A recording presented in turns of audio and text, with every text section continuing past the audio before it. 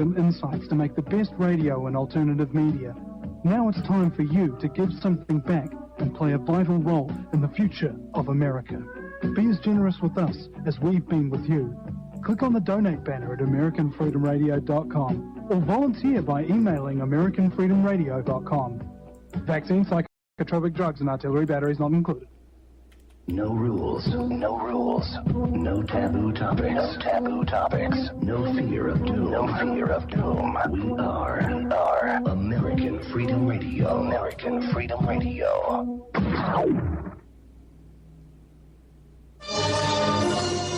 It's the Opperman Report. Join digital forensic investigator and PI Ed Opperman for an in-depth discussion of conspiracy theories, strategy of New World Order resistance, high-profile court cases in the news, and interviews with expert guests and authors on these topics and more. It's the Opperman Report. And now, here is investigator Ed Opperman. Okay, welcome to the Opperman Report. I am your host, Private Investigator Ed Opperman. And this show is brought to you by our brand new sponsor, Subash Technosis. Hey, check out SubashTechnosis.com and also go to their Facebook page, Subash Technosis. That's S-U-B-A-S-H. And Technosis is spelled T-E-C-H-N-O-S-I-S. Now, these guys are based in India, and they are an outsourcing company. They will do websites for you. They will do search engine optimization for you. They'll do call centers. They got 240 people working for them over there in India, okay? At the snap of a finger, we can get them to jump to their computers and do whatever we want. Call centers, press releases, search engine optimization, data entry. If you got some repetitive tasks, you need a big data entry job, contact Subash Technosis and go to their Facebook page and like Subash Technosis. SubashTechnosis.com. Also to Opperman Report, go to my website, OppermanReport.com, and join our members section, guys. We need more members to keep the show afloat and keep us going here. And don't forget, too, my friend Danny over here at American Freedom Radio. He needs donations, too, because he's doing his big, giant revamping of television. I'm going to be a TV star, finally. I've always wanted to be on TV. And this is my big chance, okay? Although I may have a technical difficulty here. It may not be able to be seen on the TV set, but we'll see what happens. But Danny needs donations too at AmericanFreedomRadio.com to get this TV station off the ground. Okay, enough nonsense. But don't forget Subash Technosis. Okay, Subash. We got a great guest today. This is a topic that I have been fascinated with since I was a little kid in the 8th grade. The Patty Hearst Kidnapping. We have Brad Schreiber. I hope I'm pronouncing that correctly. His book is Revolution's End, The Patty Hearst Kidnapping, Mind Control, and the Secret History of... That's a long title, brother. Donald DeFreeze and the SLA. Brad, are you there? Hi, how are you, Ed? How do I pronounce your last name?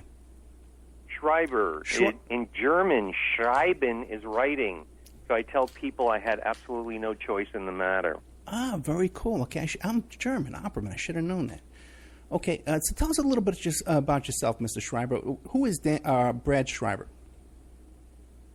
He's a guy who can't decide what he wants to do in life, so he's done everything.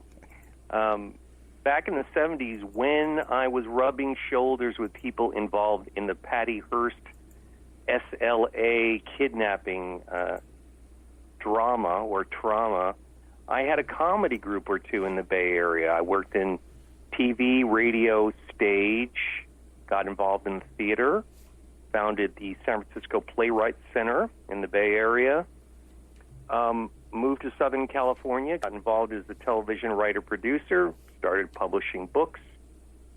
And so it's been a very varied career. And Revolution's End is something that I kept waiting for other people to do. I kept looking at movies that came out, documentaries, books, including Jeffrey Toobin's new book, to see if anybody would deal with the intelligence angles connected to the Patty Hearst case.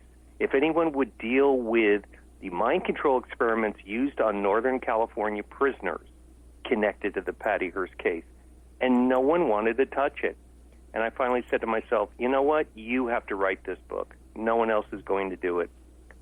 That's so true, because I've heard this version. I've heard this story that you have here, and I've tried to get a guest on this topic, and there's no one out there. You know? Well, I'm very fortunate to tell you the truth, Ed. I had done a lot of research, and of course Mae Brussell, the great researcher from way back when, and reading all the books and magazines, and the alternative press actually did its job in the mid-'70s. The LA Free Press and the Berkeley Barb had very important stories about what is now Revolution's End. But I always felt there was some component missing. And then Dick Russell, who has written some books with Jesse Ventura, I found him randomly on the internet. And he had written an article for Argosy magazine way back when, Argosy in the mid-'70s. And it was reprinted in part and put on the internet. The Ann Arbor Sun, a weekly, an alternative weekly in 1976, ran an article called Who Ran the SLA? And despite my knowledge about the case, in reading this article, I went, this is the final piece of the puzzle. The use of a CIA officer and the prisoners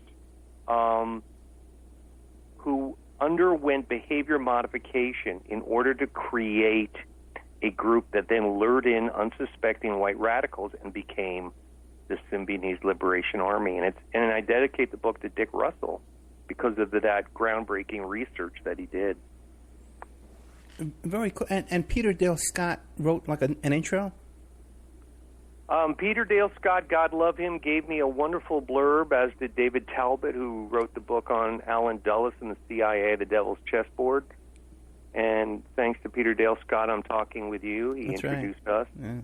And I have to tell you, way back when, I used to go to symposia where Peter would talk, because he was the preeminent researcher in the Central Intelligence Agency's clandestine programs, its distribution of heroin out of Vietnam during the war, et cetera, et cetera. And I just thought, this guy is the granddaddy of great leftist political research. And lo and behold, many years later, he gave me a blurb on Revolution's End, and I couldn't be prouder. Yeah, what an honor, right? Yeah. Well, let me ask a couple of questions about you now. You're still in the Bay Area? No, I'm in Los Angeles now. Okay. And this book, it didn't take that long to write. It really took a long time to get it to market. And I don't mind telling you that two publishers agreed to publish this book and then got cold feet because it's highly critical of the FBI, the CIA, the LAPD, and the California Department of Corrections, as well as Nixon and Ronald Reagan.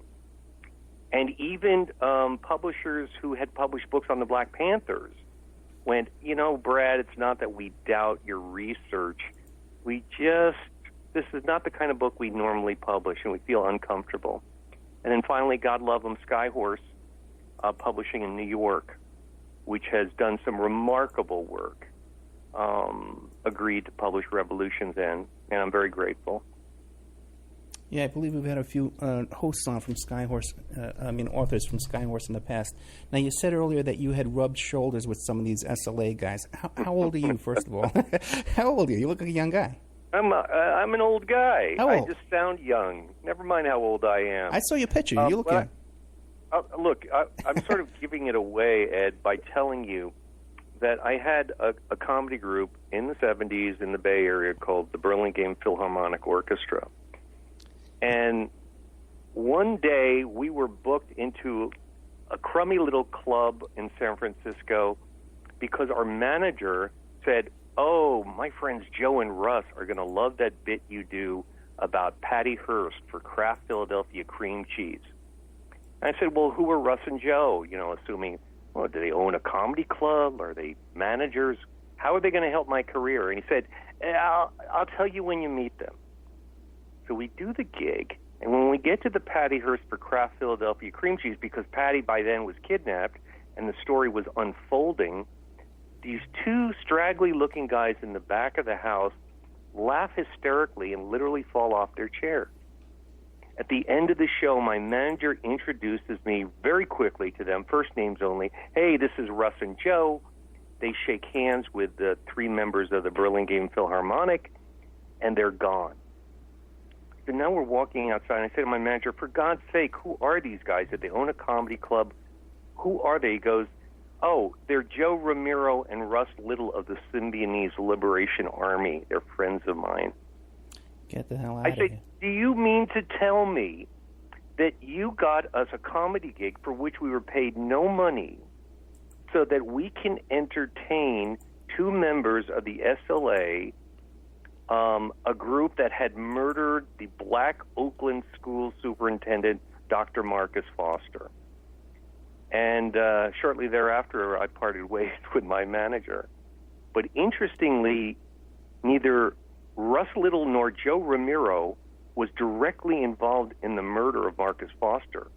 But like good quote-unquote soldiers, they were caught and never informed on the actual perpetrators, which included Donald DeFreeze, the nominal head of the SLA. And I should tell you, we've sort of buried the lead here. The thing that everybody gets wrong about the Patty Hearst kidnapping, there are two major things they get wrong. Number one, Patty Hearst had an ongoing relationship with Donald DeFreeze of the SLA when he was in prison. She was a closet radical. Before she was kidnapped? Before she was kidnapped, she knew Donald DeFreeze. And number two, and I think in a way much more important than the fact that Patty had some sort of relationship and gave money to DeFreeze, more historically and politically important, the Symbionese Liberation Army was created by a black CIA agent working in Vacaville prison named Colston Westbrook with the cooperation of certain members of the California Department of Correction. And what they did was they offered DeFreeze a chance to get out of jail, befriend white radicals, and set up a phony left-wing group that no one would know about.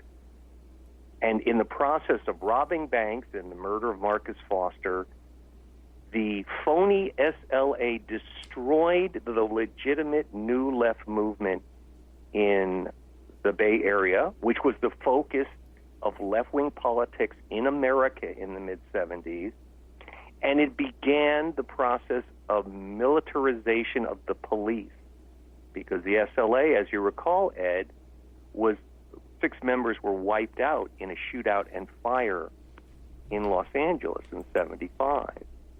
As soon as that happened, because of the presence of SWAT teams from the LAPD, police departments all across America started contacting the LAPD. And they said, we saw that shootout and fire for 2 hours live on national television. You guys are amazing. Will you come to our police departments and we'll pay you to train us to use that kind of equipment, automatic weapons, and those tactics? And so literally the SLA was a phony organization that began the militarization of the police. And I don't need to tell you what's going on in America now between police and citizens. Yeah, it's frightening out there right now. But Brad, before we get too far ahead of ourselves, because we have a young audience, Sure. I'm 53, but my audience is young, and I'm not afraid to say my ages.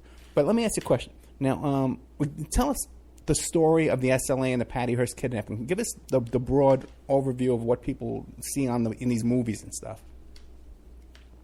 The basic summary is that Patty Hearst, using a friend's UC Berkeley ID, was the daughter of Randolph Hearst, the son of William Randolph Hearst, who owned a huge empire that included the San Francisco Examiner. So she was a little rich girl who was unbeknownst to people, she was a closet radical. And she and other white women were entranced with black prisoners and oftentimes gave money and had sex with them because they were seen as the vanguard of a political movement in the mid-'70s. As I say, DeFreeze created this Faustian bargain, enticed a number of white radicals who came to the prison where he was in Vacaville, California, through an organization called the Black Cultural Association, BCA. And ostensibly, the prison said, we're inviting in white radicals to meet with these black prisoners to have you understand what they go through. Really, legitimately, that was not what was going on. They were trying to entice white radicals to befriend Donald DeFreeze, who would then create this phony left-wing organization. And it became this incredible story because they kidnapped Patty Hearst, took her to a variety of locations throughout the Bay Area, and in the meanwhile demanded not a ransom from her father, Randolph Hearst, but a free food giveaway to the poor people of certain communities, mostly inner-city communities, and mostly black people. And it was over $2 million in 1975 money. And the free food was given out, and then they still didn't return Patty Hearst. And so inevitably, the story exploded when she decided to join the SLA, and in communiques that were either in newspapers or audio tapes on radio stations. She condemned her family, said she had joined the SLA, rejected her fiancé, who she was about to marry when she was kidnapped, and they robbed a San Francisco Hibernia bank together. So now the debate was, should we even try and secure Patty Hearst from her kidnappers, or is she now one of them and she is basically someone we need to arrest? And there's a fascinating angle to that story in Revolution's End, where there was a debate about whether Patty Hearst was a common criminal or through coercion was no longer responsible for her activities. So that's kind of the broad view of what happened. And in 18 months, the story was worldwide. It dominated the Newsweekly, Time and Newsweek. I think they made like 9 or 10 covers. It was everywhere until eventually that horrible shootout and fire in Los Angeles, which she and Bill and Emily Harris luckily escaped. And inevitably, there were other people involved in the SLA, and she was, of course, captured. The trial of the century, so they called it, in 1976, where she was sentenced to 7 years. And there's a fascinating, we have to talk about this too, there's a fascinating angle to the story in that Leo Ryan, a representative in San Mateo County, knew that Donald DeFreeze had undergone behavior modification at Vacaville Prison and went to Jimmy Carter and said, you've got to cut this woman free. She's part of a blown intelligence mission that was using a prisoner undercover.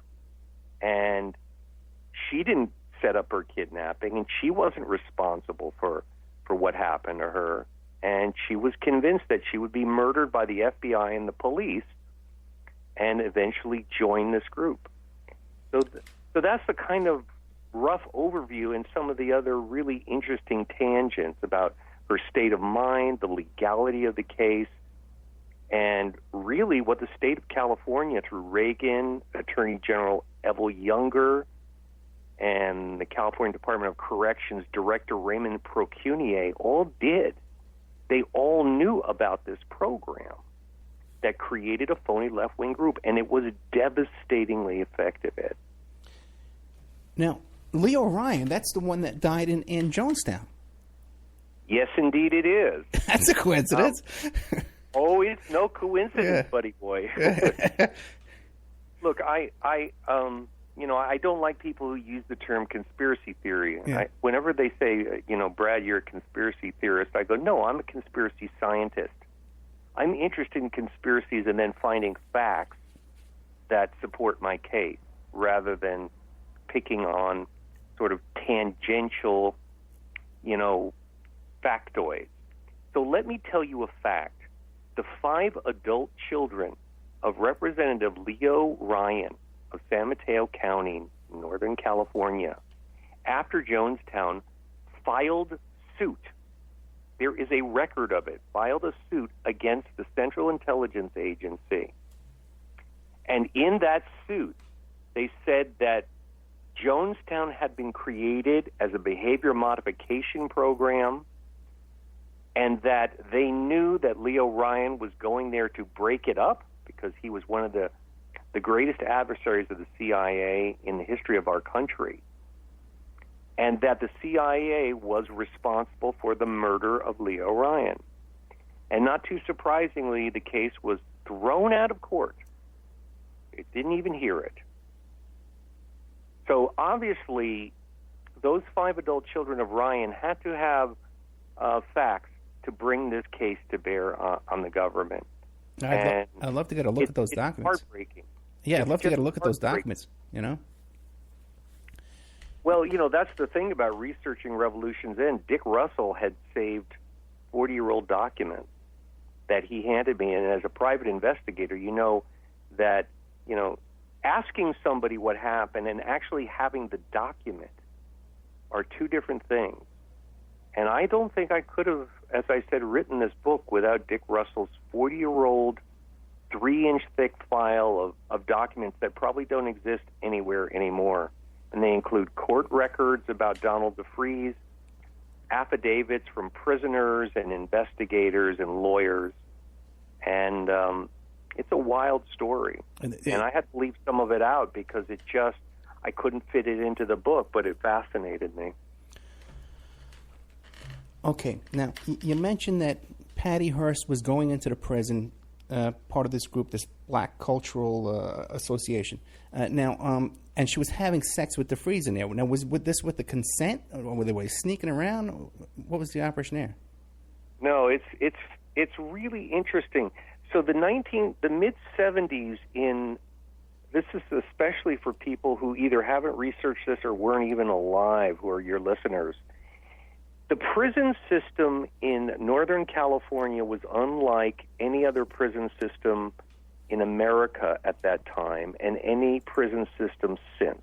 Okay? You have to understand that to start with.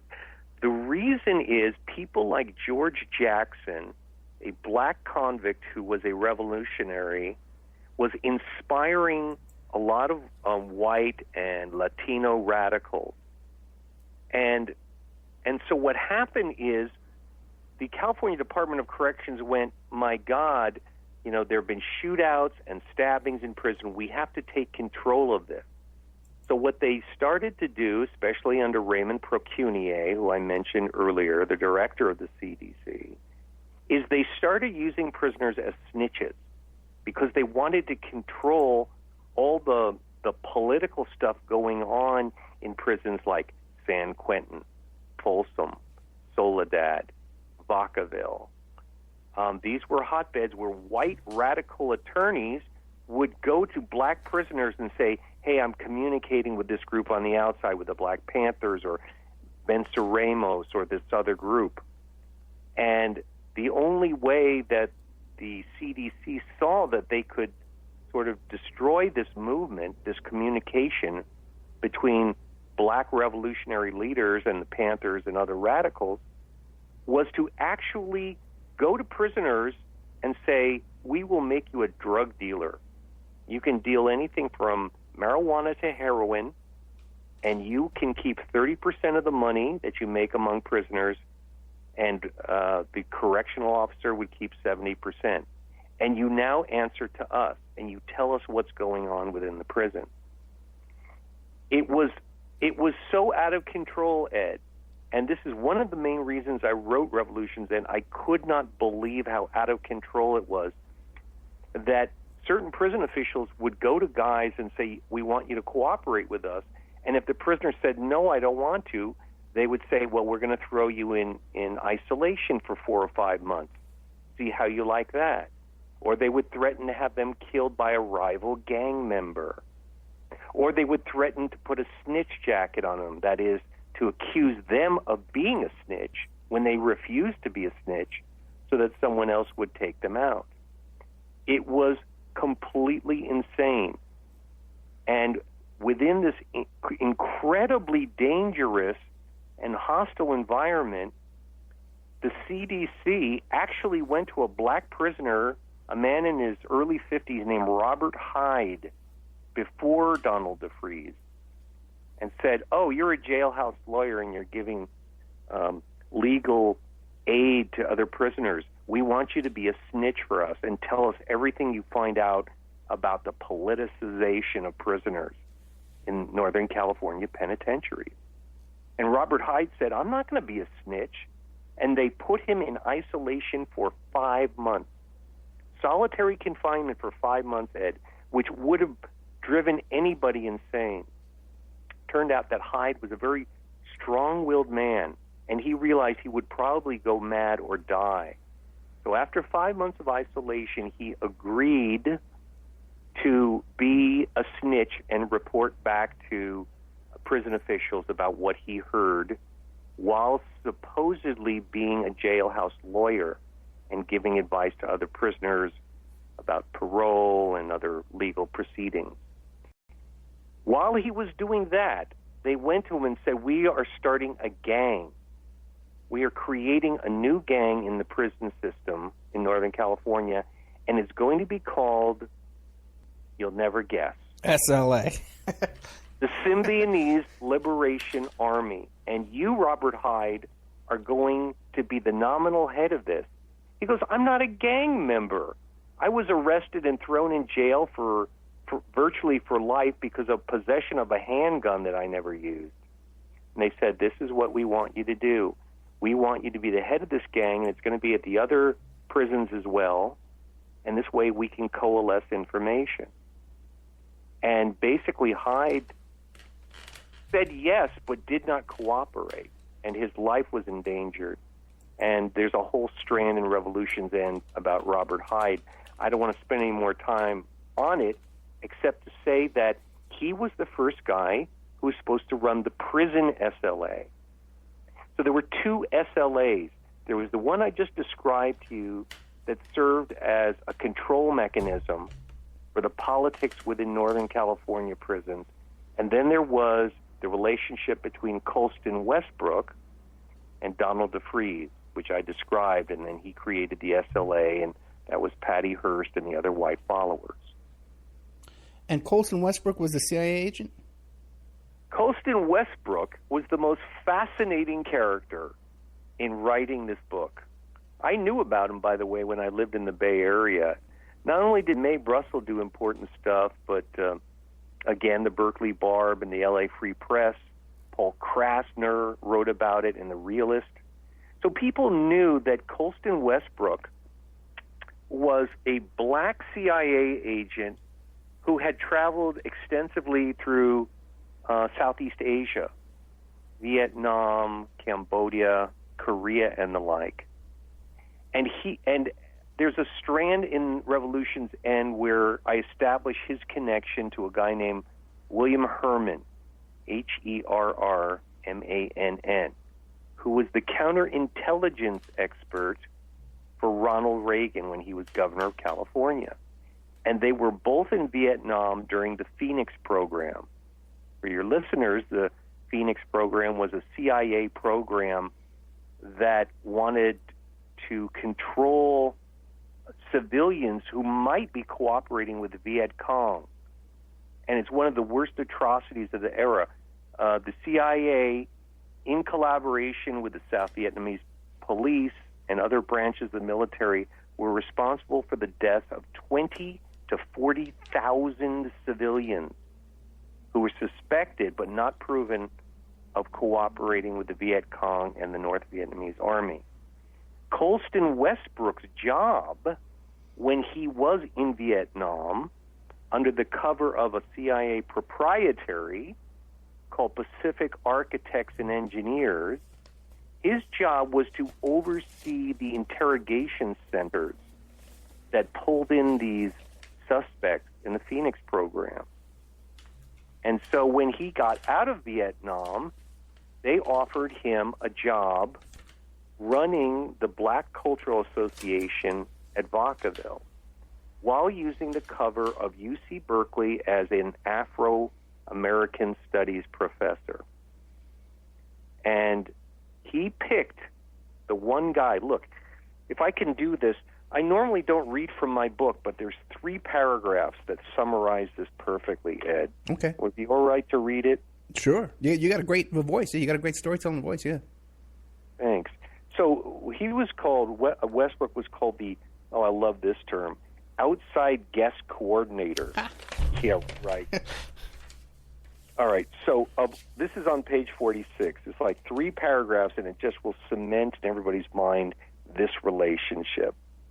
Of all the, quote, outside guest coordinators that could have been chosen for the Black Cultural Association, such as people with experience in social work, criminal justice, or organizations advocating prisoner rights, Vacaville, that's California Medical Facility Vacaville, wound up with Colston Westbrook, undercover liaison for the CIA during the Phoenix program. And he was handpicked by former PSYOPs officer, psychological operations officer, William Herman, then advising Governor Ronald Reagan on counterintelligence. And it happened at the height of the Black prisoner reform movement, right after the CIA's Operation Chaos provided funds to Vacaville, which was an ongoing MK Ultra and MK search site for experimentation on prisoners. And of all the Black prisoners who attended BCA meetings, Westbrook chose to particularly befriend Donald DeFreeze.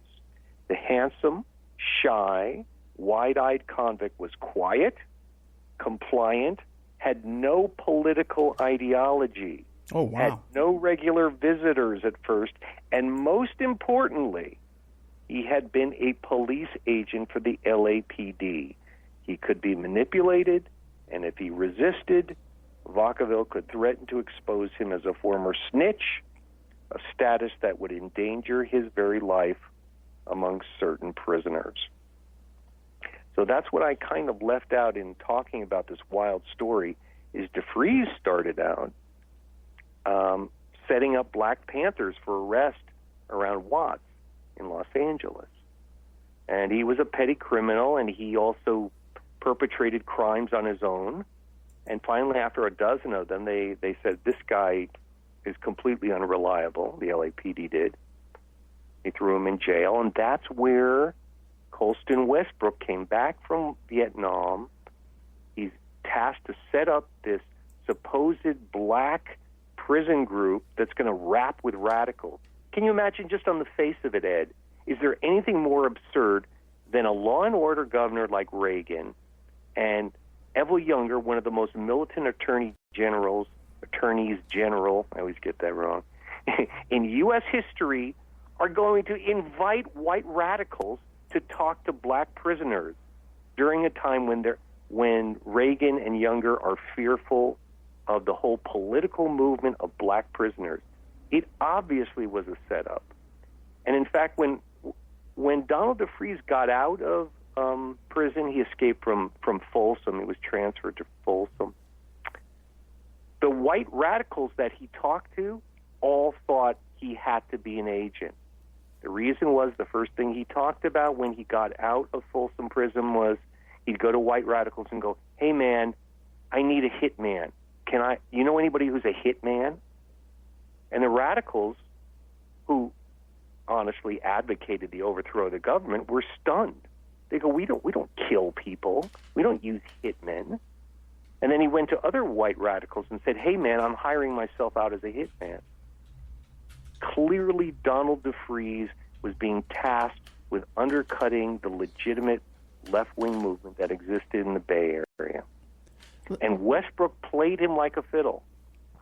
And it's one of the most fascinating relationships. The Patty Hearst relationship with DeFreeze, of course, is also fascinating because they knew each other before, he became the agent who broke out of prison. Well, let me ask you a couple questions. The relationship with Westbrook was fantastically complex, and actually, I enjoyed writing it more than anything in Revolution's End. Now, DeFreeze is always portrayed. Oh, by the way, first I want to go back to the thing about the project, the Phoenix Project. People should go and look up the Doug Valentine interview I did about, because he wrote the book on the Phoenix Project and Phoenix Program. And it'll knock you on your butt. Okay, when you listen to this guy, and he hung out with the director of the CIA, stayed in his house, and went through all his paperwork and stuff like that to write this book. But now DeFreeze is normally characterized as this charismatic guy, and you describe him as a loner, with no visitors and no friends and stuff. How did that? Yeah, well, first let me say, Ed, that Doug Valentine helped me in the writing of Revolution's End. He gave me a lot of incredible research about the Phoenix operation. Of course, he wrote the book, The Phoenix Program, and he is an expert and a wonderful guy. Don't you love him? Yeah, he's a great guy. So kudos to him. And I can't wait to hear that interview that you referred to on your website. He actually said it was his favorite interview too. To tell you at the time, yeah. Yes, he's the expert. Yeah. He's the go-to guy on all of this, and it was very helpful in talking about that section of the book. So there are things that are very comical about this story, obviously darkly comical because it involves infiltration and death and some really sordid things. But also they were the gang that couldn't shoot straight. And Donald DeFreeze was so uncharismatic that you can actually go on YouTube and listen to him reading communiques from the SLA. His voice is flat. He has trouble pronouncing words that are multisyllabic. Hey, look, even Emily Harris, who was a member of the SLA, said that DeFreeze spoke the least among everybody when they had meetings, when the SLA was hiding out in the Bay Area. And if you think about it, it makes perfect sense.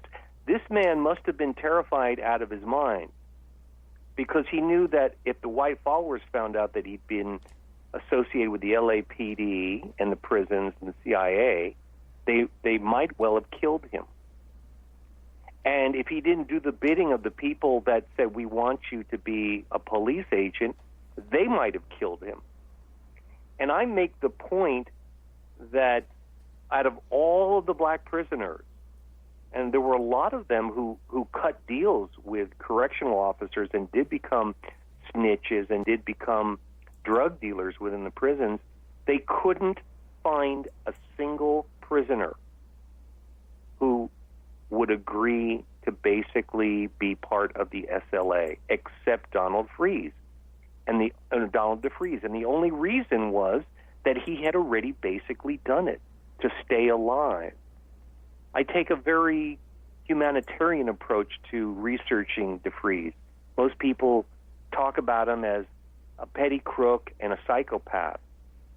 This is a guy, Ed, who was beaten with hammers and a baseball bat by his father when he was a boy in Cleveland. And for survival purposes, his mother sent him away to live with a reverend in Buffalo, New York, where he fell in love with a cousin and became extremely religious. This was a kid who was desperate to try and find a way to exist in the world. And unfortunately, he fell in with a gang. Then he got involved in petty crime. And by the time he moved his family to L.A., he couldn't support them. And after an arrest, an LAPD officer said, listen, how would you like to make some extra money setting up Black Panthers, do gun deals? We're infiltrating the Black Panthers who have an inordinate amount of power. And that sort of set DeFreeze on this path of doom. And so naturally, he was the only guy in prison who would take this deal because he had already basically done it, and he found it intolerable being in prison. What was he in prison for? He had done a succession of actually comically ridiculous crimes where he'd constantly get caught. But the crime that inevitably sealed his fate was the holdup of a Bank of America in Los Angeles. He had bludgeoned a poor woman who was visiting from Hawaii and stolen a check, then tried to cash the check, even though it had a female Filipino name on the check. He tried to cash it. And when they called the police, he got into a running gun battle and was injured in a shootout. And what happened is, as I said, he used to do gun deals with the Black Panthers so that the LAPD could move in and arrest the Panthers, and then DeFreeze, of course, would be let go. Well, he kept one of the guns out of one of those deals, and it would have implicated the LAPD. So by that time, the LAPD said, well, this guy is so incompetent, and now he kept one of the guns that we gave him in one of the deals that he was doing. Let's just get rid of him. Send him off to Vacaville. And Vacaville was a house of horrors because you not only had drug experimentation on prisoners, you had psychosurgery, you had all kinds of stuff being done to people. It was kind of a medical way station before people were sent to other penitentiaries. And normally the prisoners would remain there maybe 3 months, possibly 6 months. Donald DeFreeze, who was never a problem, a discipline problem, was at Vacaville for 3 years. And I have paperwork I got from Dick Russell that says that he was given a drug of the day called Prolixin. It was a hideous drug that when it was injected in you, you couldn't stop moving. You'd pace until you were exhausted, and then you couldn't sleep. And you basically wanted to jump out of your skin. And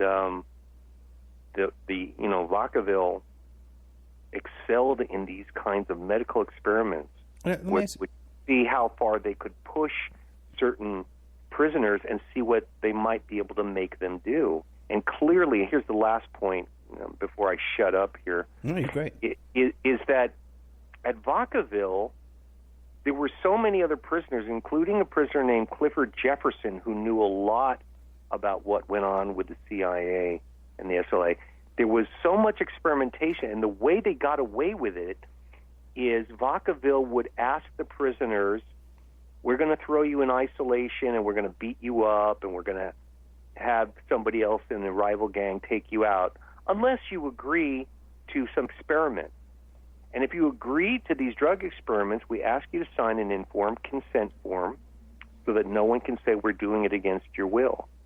And if you do that, we might make you a drug dealer or we'll give you preferential treatment. And it was this kind of relationship that Donald DeFreeze had with people at Vacaville.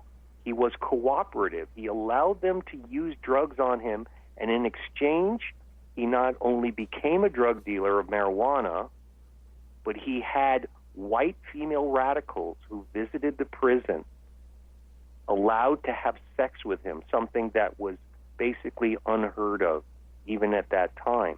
And the reason was they were setting up DeFreeze, giving him preferential treatment, because inevitably they were going to let him go and run the phony SLA on the outside. Okay, well, that answers my question. I was going to ask you, was it voluntary or was it being done secretly to them, the experiments? Now, somehow he winds up escaping. Well, but to answer the question that you think I answered, it actually is both things, Ed. It's like it was secretive, and Vacaville denied it, even though this has been on record for decades now. There's absolutely no question about what they did. In fact, Jack Anderson, a really well-known political columnist in the United States back in the 70s, in a major syndicated column, had testimony from the superintendent at Vacaville. Really? Not another prisoner, not a rumor. Thomas Clannon, the superintendent at Vacaville, admitted that Clifford Jefferson and Donald DeFreeze had undergone drug treatment, but that's all he would say. So what they did is they tried to keep it sub rosa so that people wouldn't find out about it and protest, but they also figured the best way to do it is informed consent, so that we're basically getting the prisoner's signature. But of course, this is an entrapment. You have a prisoner who you're threatening unless they agree to have drugs pumped into them and be examined and be controlled. So what kind of deal is that? It's sad because there's a history in the 70s of not only Vacaville, but the Atascadero State Hospital for the criminally insane, where a CIA project used drugs on these poor people who basically didn't know left from right. And of course, they're the ideal victims because they have absolutely no way to fight back. And I'm happy to report that, Frank Church, the senator from Idaho, had hearings on this in 75, and then in 76 the report was published that talked about a lot of the clandestine stuff that the CIA was doing. It didn't all go away immediately, but eventually it did disappear. And it was part of a kind of a 20, 25-year period where the CIA, through MK Ultra and through MK Search and other programs, did experiments on witting and unwitting people. And it was just a horrible period of U.S. history. Now I've forgotten what the next question is going to be. Well, it was going to be about, I'll tell you in a second, but who knows what they do now, like in Abu Ghraib and stuff like that. They could be doing, much more elaborate stuff these days. I don't know. I mean, I'd probably have to argue on that point because, the stuff that Bush and Cheney's administration, and I say Cheney's administration because I feel in some ways he was controlling more things regarding the Iraq War than Bush was. Those things were revealed in a lot of documentaries, and they, to be honest, I'm not in any way saying that they were acceptable and that torture is acceptable. It's really what separates us from a lot of other countries is the fact that we do not torture. But that said, Ed, it was insane at Vacaville. It was unlike anything that anybody can imagine in the penal system today. It really was. Now, then he somehow escaped. How did that come about? That's not such a complex story. In fact, there were other prisoners black prisoners who they wanted to oversee DeFreeze because he was rather incompetent. And they were told that they would be allowed to escape, and a guard, according to testimony that was given to researchers, the guards would leave a gate open, and these black prisoners would not go for it. And the reason they did not go for it was they understood the precarious position they would be put in as a snitch. If I'm working for the CDC on the outside as a police agent, I've got two sets of people who want to kill me. One is the people running me as a police agent. If I don't do the job right, if anything goes wrong, or even if I do what they want, my life is expendable. On the other hand, if the people who I am deceiving, the leftist radicals in the Bay Area, find out I'm cooperating with the prison system and that I'm reporting on them, my life is again in jeopardy. Most of these people who I detail in Revolution's End, there's two guys in particular, Damien Tomita and Fred Braswell, who knew DeFreeze and refused to take the option to be escapee and police agents. They knew what a danger it was. As for DeFreeze, he was told that he was going to be allowed to leave Soledad.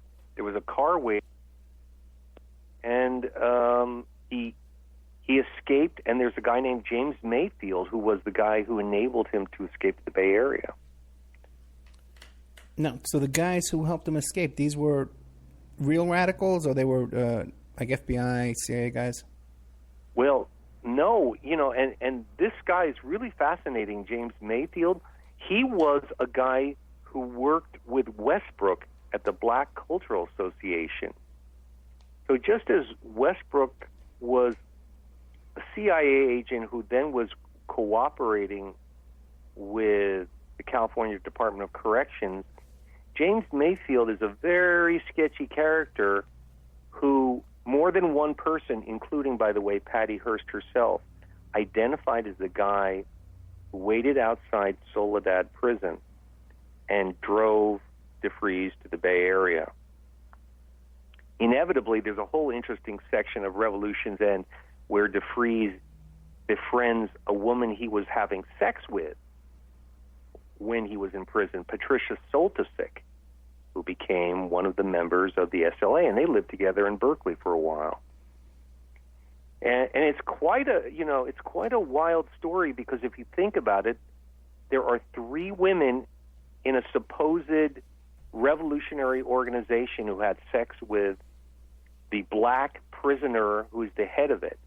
So you say to yourself, well, what kind of political organization is this? These are women who were completely smitten with this guy and the idea of being with a prisoner who advocated the overthrow of the government, or so they thought. And yes, I'll cooperate with them, and I'll try and rob a bank and get money. The white followers were naive people who had no idea who DeFreeze really was. And if they had known, there's no way they would have been in the SLA, because their lives would have been in jeopardy. Okay, so the white guys were legitimate radicals. They were, and one of the most interesting ones was a guy named Willie Wolfe, who sadly died in that shootout in May 1975 in South Central Los Angeles. I live in L.A., Ed, and people tell me, you can't, it's called South Los Angeles now. You're not supposed to call it South Central. But I've heard it called South Central for so long, I just can't get it out of my system. Willie Wolfe was the least militant member of the Symbionese Liberation Army. And Colston Westbrook, who Willie Wolfe met at the Afro-American Studies Department at UC Berkeley, Colston Westbrook played this kid perfectly. He said, yeah, I hear you want to change things and you want to help prisoners, and I'm part of this program at Vacaville. Why don't you come and you can meet some of these guys? So Willie Wolfe, not really being a violent radical, just being someone who wanted to change America for the better, is introduced to Donald DeFreeze. And many of the original members of the SLA came to the Black Cultural Association meetings at Vacaville by invitation of Willie Wolfe, who was manipulated by Colston Westbrook.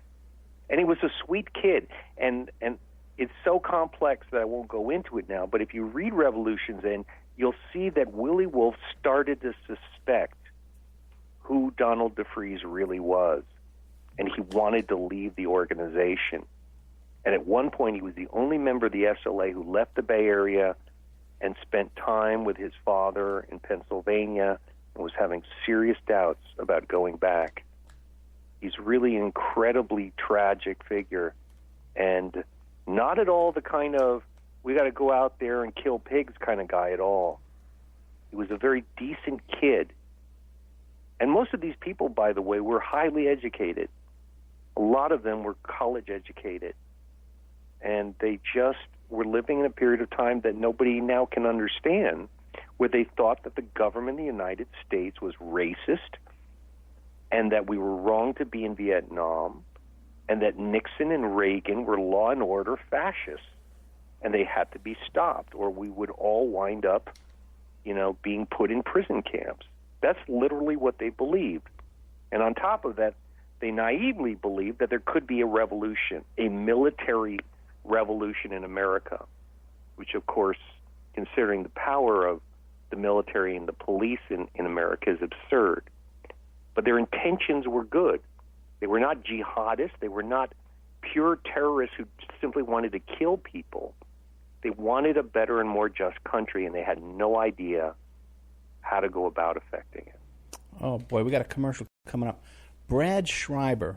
The book is Revolution's End, The Patty Hearst Kidnapping, Mind Control, The Secret History of... It's a long title, my friend. Donald DeFreeze and the SLA. DeFreeze and the SLA. It is a long one. But they said, hey, the longer the better. Yeah. I said, okay, watch out, man. It's going to take up half the cover. Because for search terms, yeah, it's better. But now, do you have a website or anything like that where people can... Do you have other work you do? But I do indeed. Well, I've got www.brad.schreiber. Obviously, I've got an Amazon page where I do updates as to where I'm appearing. I'm working on a 10-part dramatic series. I'm writing the pilot episode for Revolution's End to hopefully be done on television. I'm also a consultant, so I work with other writers to help them on their projects. And I can't say much about it, Ed, but I'm very excited. I did a book about the early years of Jimi Hendrix called Becoming Jimi Hendrix, and did really well for me. And I want to do a book about the history of American music and political change. Okay, we'll be right back after this with more of Brad Schreiber. Some of the best stuff I've heard in a long time. It's great stuff. Thank you.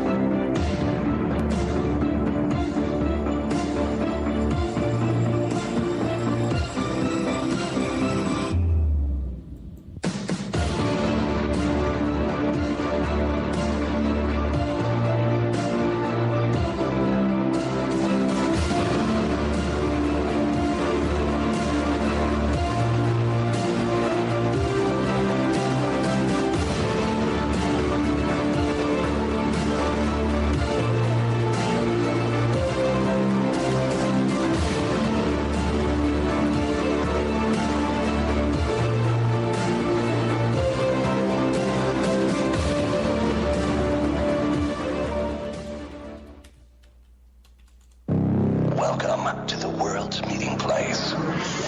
American. It's practically narcotic. Freedom.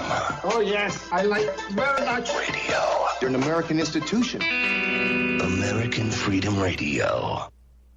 Did you know there are 3 million edible food plants on Earth, and none have the nutritional value of the hemp plant? HempUSA.org offers you hemp protein powder. It does not contain chemicals or THC, is non-GMO, and is 100% gluten-free. Hemp protein powder burns fat, builds muscle, contains 53% protein, and feeds the body the nutrients it needs. Call 888-910-4367 and see what our powder, seeds, and oil can do for you. Only at HempUSA.org. HempUSA.org introduces 3 brand new detox formulations of microplant powder. Brain Fuel for depression, bipolar disorders, and stress. Total Care, anti-cancer agent that cleans the liver and organs and increases memory. Rejuvenate, invigorates and heals the body, mind, and spirit. These products are your alternative to pharmaceuticals. Call 888-910-4367 and like us on Facebook. We ship worldwide. Only at HempUSA.org. The last hour of American Freedom Radio you have been listening to is proudly sponsored in part by BigReggaeMix.com, the global healing station. Produced by Mitch Santel and executive produced by none other than Errol Brown, winner of 5 Grammy Awards and the last producer and engineer of Bob Marley. Visit us now at BigReggaeMix.com for the latest show schedule, updates, and blog postings. And don't forget to follow us on Twitter, too. BigReggaeMix.com. Everybody talking about gun control. Gotta get rid of the guns. I like guns. You got a gun, you don't have to work out. I ain't working out. I ain't jogging. You don't need no gun control. You know what you need? We need some bullet control. We need to control the bullets. That's right. I think all bullets should cost $5,000. You know why? Because if a bullet costs $5,000, there'll be no more innocent bystanders. Every time somebody gets shot, you'll be like, damn, he must have did something. So they put $50,000 worth of bullets in his head. And people would think before they kill somebody, if a bullet costs $5,000, man, I would blow your head off if I could afford it. I'm gonna get me another job, I'm gonna start saving some money, and you a dead man. You're listening to AmericanFreedomRadio.com, the network who perseveres in delivering intelligent debate, constructive dialogue with true independence. The freedom to broadcast the truth is not free at all. So what is American Freedom Radio worth to you? The empowering information with fun, honest and pure integrity behind it provides an example to follow. Friendships to flourish with the moral altruism that pulls no punches. The hosts sacrifice and show remarkable discipline in their duty to deliver quality radio and service to the community with strength, wisdom, and loyalty. The founders of AFR wish to thank you personally for sharing your views and insights to make the best radio and alternative media. Now it's time for you to give something back and play a vital role in the future of America. Be as generous with us as we've been with you. Click on the donate banner at AmericanFreedomRadio.com or volunteer by emailing AmericanFreedomRadio.com. Vaccine, psychotropic drugs, and artillery batteries not included. No rules, no rules, no taboo topics, no taboo topics, no fear of doom, no fear of doom. We are American Freedom Radio, American Freedom Radio. It's the Opperman Report. Join digital forensic investigator and PI Ed Opperman for an in-depth discussion of conspiracy theories, strategy of New World Order resistance, high-profile court cases in the news, and interviews with expert guests and authors on these topics and more. It's the Opperman Report. And now, here is investigator Ed Opperman. Okay, welcome back to the Opperman Report. I'm your host, Private Investigator Ed Opperman, and this show is brought to you by Subash Technosis, SubashTechnosis.com. If you need websites, search engine optimization, press release, content writing, data entry, anything you need to outsource to India, customer service, these are the guys for you, Subash Technosis. I've known Subash for about 10 years now. Okay, you can trust this guy. He'll hook you up with a good deal. Subash Technosis, check it out. And go to their Facebook page and please like. Now, we got one of the fascinating topics I think we've ever had on this show. Revolution's End, the Patty Hearst Kidnapping, Mind Control, the Secret History of Donald DeFreeze, and SLA. We have Brad Schreiber. Now, Brad, you're saying that you're trying to do a treatment for a TV series. Do you think that's possible to have this true story come out about this? Or how would that be possible? Well, I have a producer connected to Lionsgate in Los Angeles who really believes in this project, and we're already looking for what's called a showrunner. In television, the showrunner is someone who is a writer-producer who is in charge, inevitably, of a staff of people. And what I'm doing is I've already outlined 10 episodes based on the book, and I'm writing the first pilot episode of 1 hour.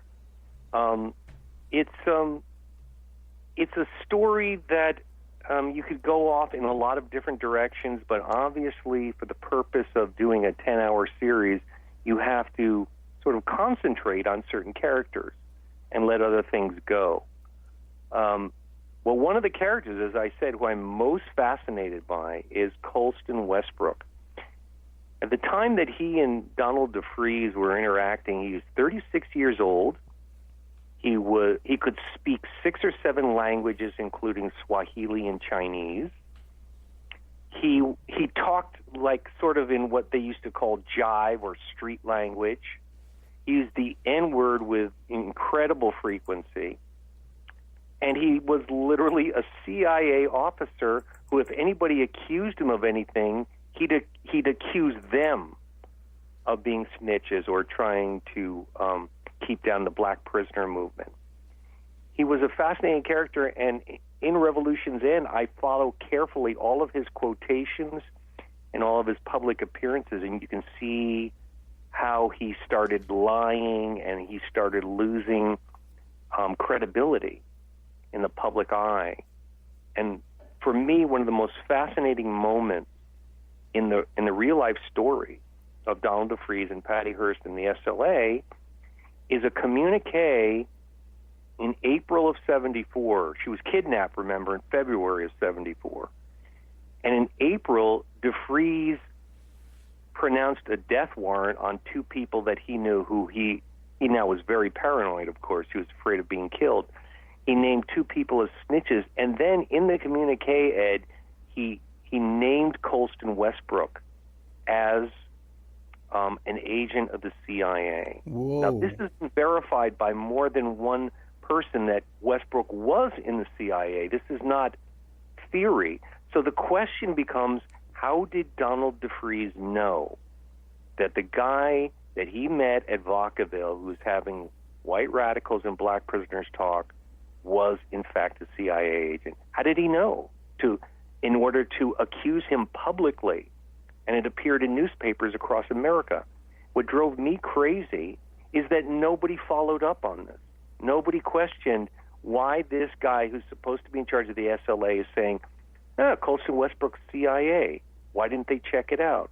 Why didn't they get a grand jury together? Why didn't they haul him in front of a grand jury and demand to know his entire history? They would have unraveled the case then and there, and it would have saved the lives of those 6 people who were wiped out in Los Angeles. Well, that's true. There was an active kidnapping going on. Why wouldn't they bring this guy in? Where's this guy today? Is he alive now today? No, he passed away. You know, the FBI's case on Patty Hearst is called HEARNAP, Hearnap. And I went through every bloody page of that thing. It's on the website, and it's literally thousands of pages. And usually when you ask for a Freedom of Information Act, it's useless. Excuse me. The reason it's useless is, number one, is the government says, we don't have that material anymore, or we don't know where it is. Then you prove to them that they do have it. And the second reason it's useless is they take forever to send it to you. That you might wait even a year or 18 months. Then the third reason that the Freedom of Information Act is kind of useless is once they send you the documents that you have paid for and waited for forever, they're redacted. So all the information that you really wanted as a researcher is crossed out. Now, here's the really cool part. Imagine me, this nerdy guy in Studio City, California, going through thousands of pages of HEARNAP.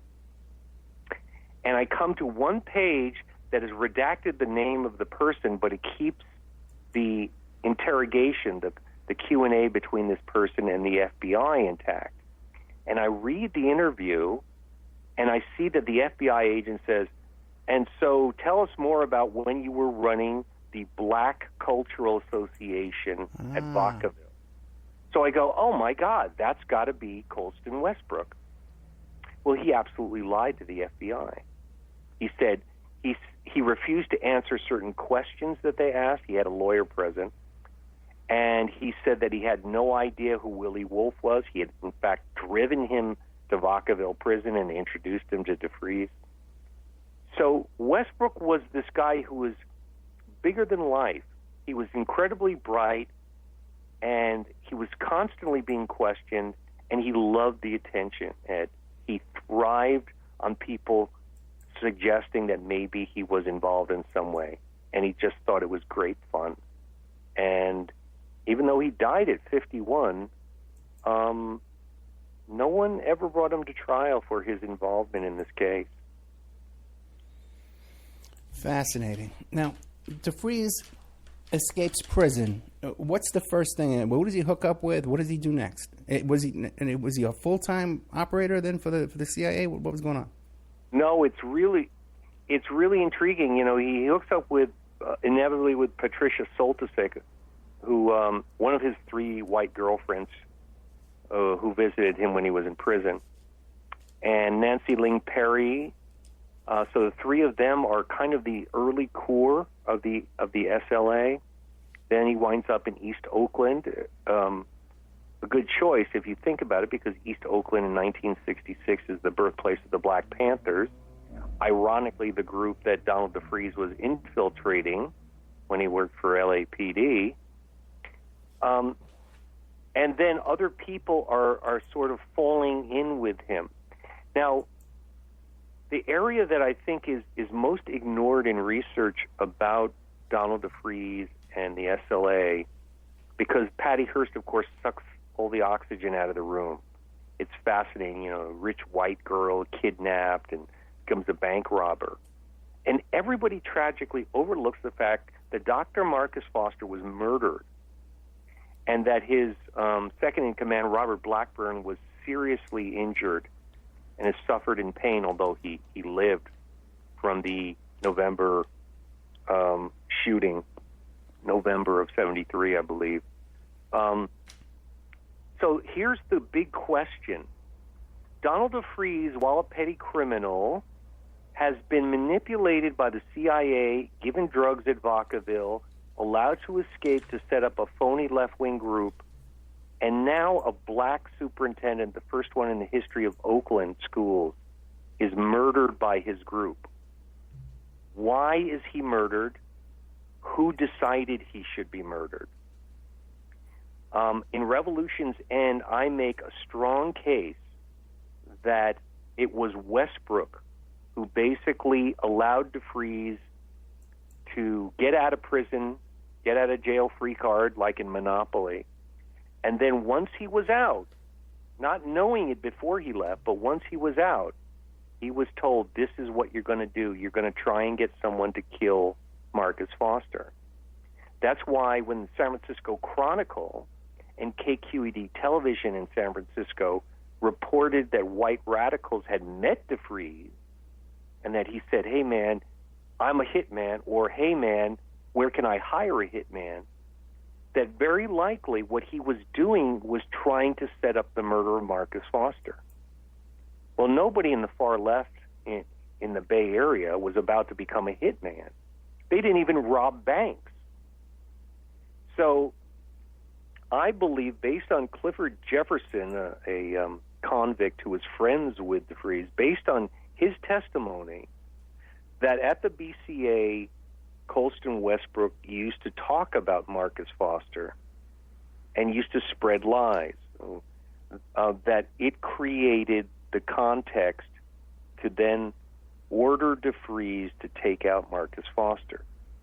When Colston Westbrook was at the BCA, he used to talk to black prisoners about Marcus Foster is going to have an ID card system for all students in Oakland.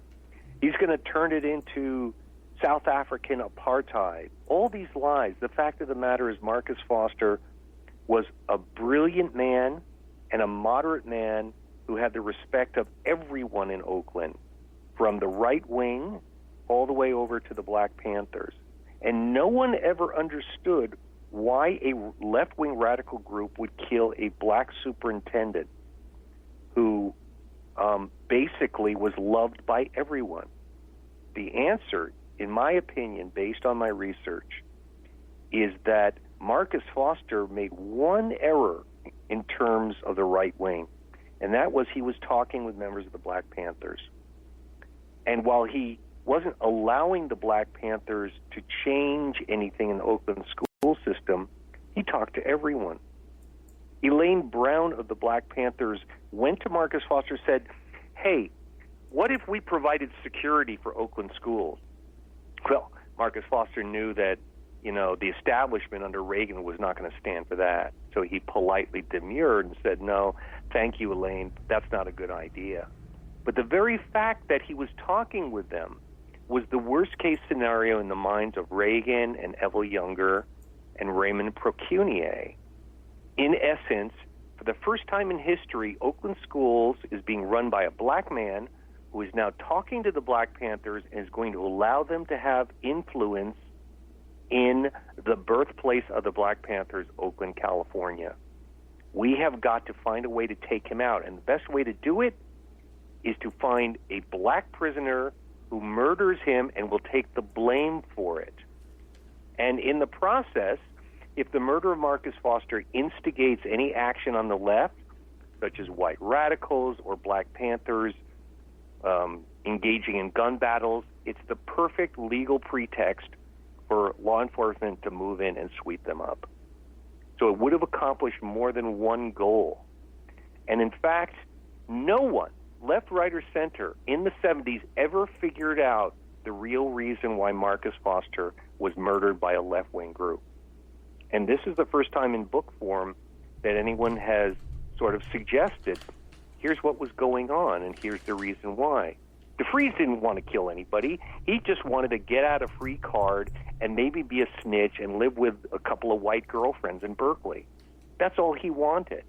But he had people telling him, no, this is what you're going to do.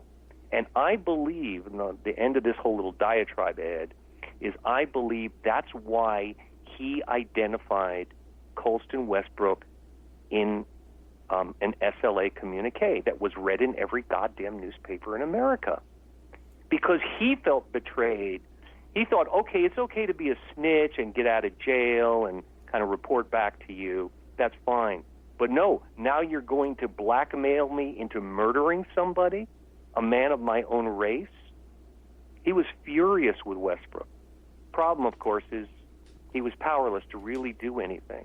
And he went about it in a completely ineffective way, just simply saying, Colson Westbrook is CIA and a member of military intelligence, which Westbrook easily deflected.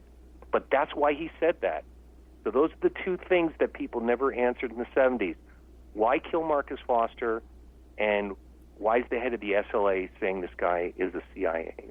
So now, in that point of the story then, okay, DeFreeze has his kidnapped victim who's also sort of his girlfriend.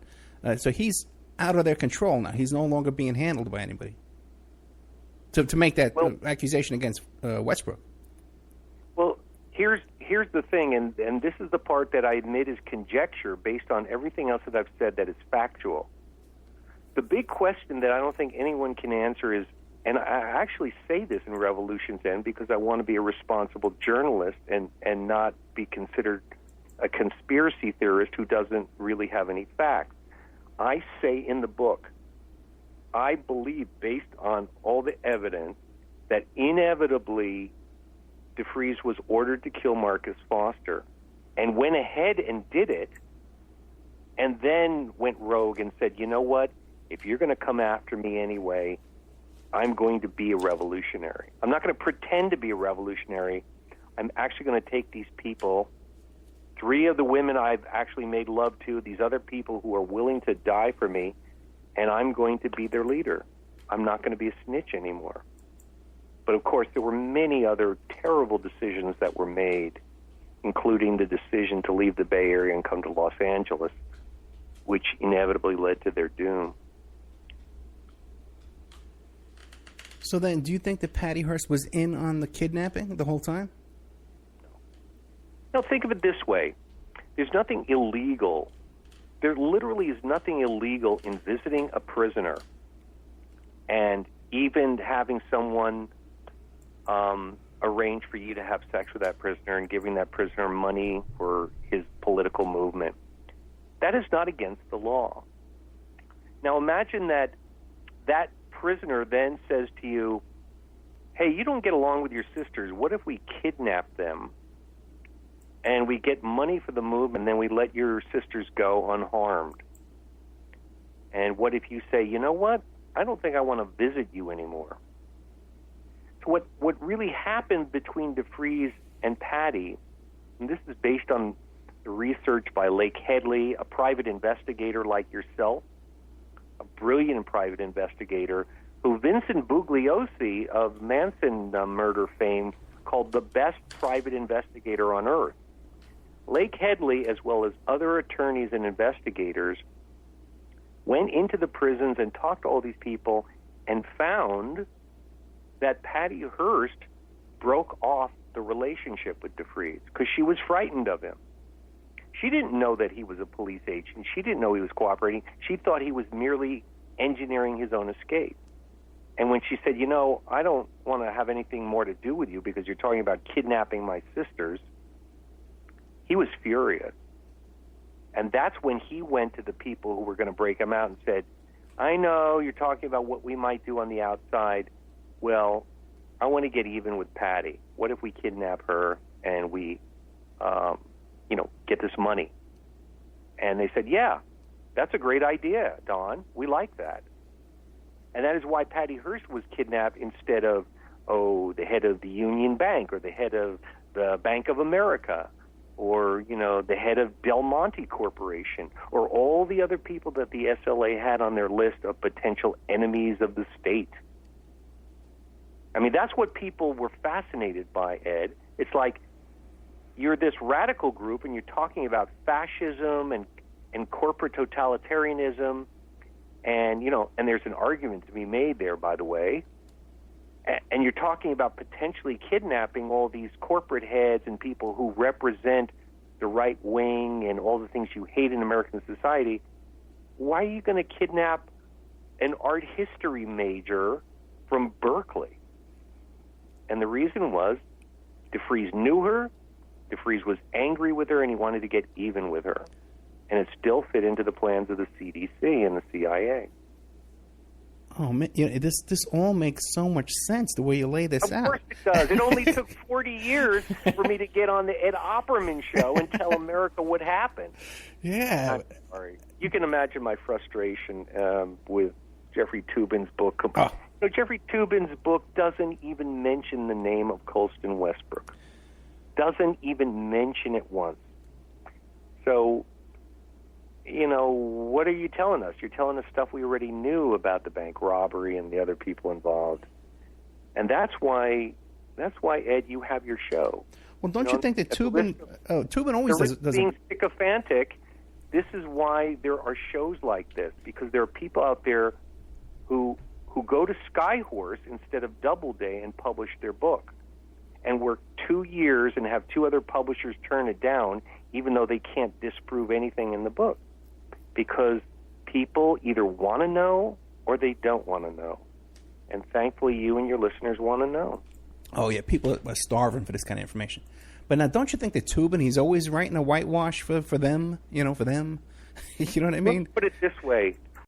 By the way, since we're on, I actually am glad that Jeffrey Toobin is out there writing his books. Yeah. I mean, I think he's not much of a writer, but he's coalescing material, and I think that the FX series, People versus O.J. Simpson, was fascinating. Of course, he didn't write that. He found some really good people in Hollywood. And,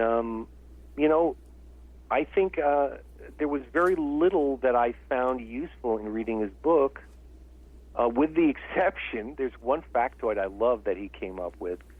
He said that during the shootout in L.A., that the LAPD was so intent on wiping out those people without giving them a chance to surrender that one unit of the LAPD asked if there were any fragmentation grenades.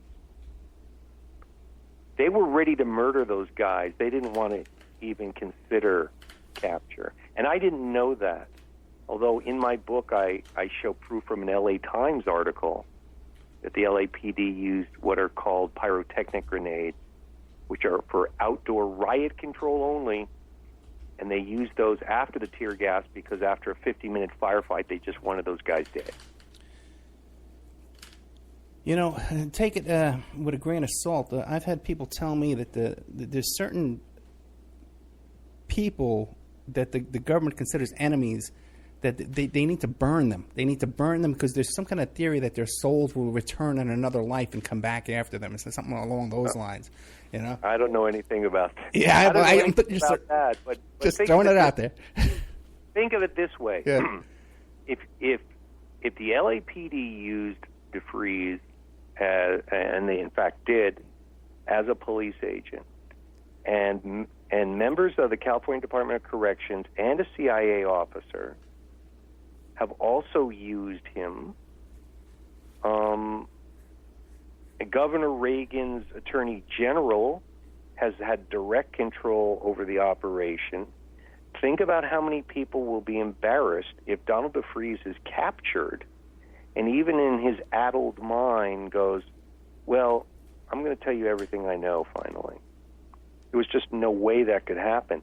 But fascinatingly, the FBI had to take a secondary role in this because their worst fear was they were going to be involved in a shootout that would kill Patty Hearst, and it would really harm the FBI that had already been harmed in terms of its reputation because of COINTELPRO, counterintelligence program that they had run for years infiltrating left-wing organizations, most of which were completely law-abiding. So Charles Bates, of the special agent in charge of the FBI in San Francisco, is a fascinating character who I really enjoyed researching. He's actually kind of, even though he's a law enforcement guy, he's extremely smart and he's very moderate. And in the shootout and fire, the FBI took a secondary role because they weren't sure that Patty Hearst wasn't in that house on 54th Street in South Central. And the last thing the FBI wanted was to once again be condemned as shooting first and asking questions later. Clearly, the LAPD had no problem with that. Now, are there any surviving members of SLA that can corroborate any of this, or? Well, that's a two-part question, Ed. Part one is they're alive, and part two is they're not going to corroborate any of this. Think of it this way. Jeffrey Toobin paid money to go to Harris, Bill Harris, one of the members of the SLA, and buy all this research and view his entire understanding of the SLA through the lens of Bill Harris. Okay? That's one guy in the group. Now, if Bill Harris, and I'm quite sure he didn't know that Donald DeFreeze was an agent, why would Bill Harris go, hey, I can give you more information that supports what you found out, Brad? In essence, all the people, if they were all alive and I could sit them all in a room, my bet is that not one of those people knew that Donald DeFreeze was an agent, and that if I told them everything I told you and your listeners in the last hour and 20 minutes, they go, I don't believe it. Because think of it, everything they believed in was based on a black prisoner movement where black prisoners were political prisoners, where America was racist, and that the black prisoners were leading society in a new direction. So it's like rejecting everything that you live for. And I really, I've had a number of people go, well, did you talk to Patty Hearst? And I kind of chuckle. And I say, why would I want to talk to Patty Hearst? Patty Hearst is the last person who wants to talk about whatever she really knows. And by the way, we can talk about the trial and some of the things that she revealed about herself and some of the reasons that I believe she should never have gone to jail, and some of the reasons I believe that she wound up going to jail, including some limitations that her lawyers had. Who was her lawyer? F. Lee Bailey? F. Lee Bailey was in charge, but, I actually knew Terrence Hallinan when I lived in San Francisco. He was the first attorney. He was a left-wing attorney. He was very well respected. So was his father, Vincent Hallinan. But what happened is that's who Patty chose to represent her. Then the father came in. Randolph Hearst came in and said, you know what, we're just going to move Terry Hallinan way to the side here and bring in F. Lee Bailey and his people. One of the reasons, and by the way, Toobin, an attorney and a guy who understands the law very well, did not cover in his book American Heiress, is the fact that Terrence Hallinan, in an original affidavit when he met Patty Hearst in prison in the Bay Area, said that she believed she had been given drugs. So Donald DeFreeze, who'd been subjected to behavior modification at Vacaville, used basically the same technique to convince Patty that the FBI and the police would just murder her if they ever kicked down the door and that she should join them. Kept her in a closet and potentially gave her drugs. That is what her original affidavit stated that Terrence Hallinan presented. Now imagine that you're Randolph Hearst, you're getting all this horrible publicity. You're obviously very conservative in your views. Your wife is on the board of the Regents of the University of California and a personal friend of Ronald Reagan. Are you going to have a left-wing attorney say that your daughter was taking psychedelics and that's why she joined? No. You're going to have an attorney who simply states that she was taken, that she had no connection to this group, she didn't know anything about them. And ironically, in order to preserve her image, I think they wound up helping her get convicted. Well, we'll never know. I believe if she had revealed her connection to DeFree and the reason he had her kidnapped and said they coerced me with drugs, I think that we might have had a historic case that said that due to coercion, Patty Hearst was forced to become a member of the SLA, robbed the Hibernia Bank, and was not legally, mentally responsible for her actions. But of course, because there were all kinds of inconsistencies in her testimony, and I don't know if they had access to it, but F. Lee Bailey never presented anything about Vacaville. Went on at Vacaville or what happened to DeFreeze at Vacaville. If he had, it might have worked. But saying that, Ed, to be honest, it might have not worked at all either, and then it would have been more embarrassment to the Hearst family. Now, you mentioned the drugs, too. Now, what about DeFreeze? After he got out of prison, because he was on these drugs in Vacaville, was he had prescriptions when he was out on his own? No. In fact, the SLA had there was a point. Again, sometimes it's kind of comical. There's all this dark stuff, and then you read about these ridiculous arguments that they had or how incompetent they were, even as criminals. And they had arguments about, well, we'll be, we're a unit. We're like a military unit, which is awful, by the way. If you think about it, in the mid-'70s, if you think that America's racist and the war is wrong and you want to affect change, how stupid is it to say that you're a military unit? You're in essence being the thing that you're protesting. So as a military unit, in their communiques, the SLA started arguing as to whether they should drink alcohol or stop drinking, whether they should take drugs anymore or not. And what they decided was, well, we won't take psychedelic drugs anymore, but it's okay to still smoke marijuana occasionally. But we've got to be mentally fit. And I can just imagine that argument, one night late, and we're like 7 of them are crammed into a 1-bedroom apartment, arguing whether they have the right to smoke marijuana and be revolutionaries. It's just bizarre and comical. But of course, in the end, it's tragic because of, the fact that the SLA and this whole operation we've talked about destroyed the legitimate leftist protest in America and set the way for police militarization through SWAT. And by the way, the other awful thing that this whole period did, Ed, was it enabled the Attorney General of the U.S., William Saxby, and our dear friend Evel Younger in Sacramento, to both lie and say that the SLA was this huge terrorist movement and that they were linking up with other groups and that there had to be more law and order or else that the whole country was going to go to ruin. There were like 10 members of the SLA, and they were all incompetent. But they used the bad press attendant with the SLA to strike fear into America and try and pass a lot of laws.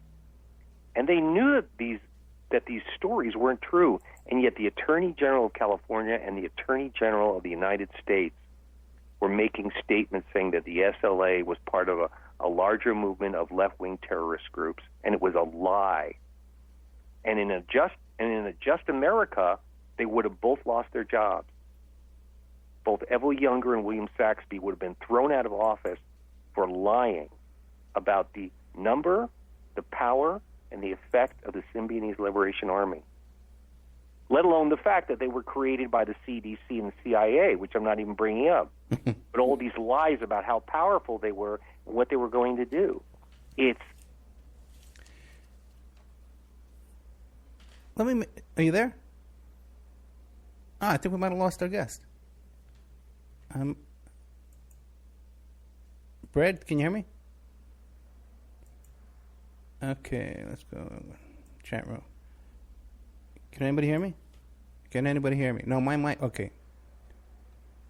I seem to be freezing up over here. Shit. Oops. Okay. I think we lost you, Brad. Yeah, we lost Skype. Oh, man. Those are my favorite stuff here. Okay, we got to wait for Danny to call me back, and Danny might not even be around. Hey.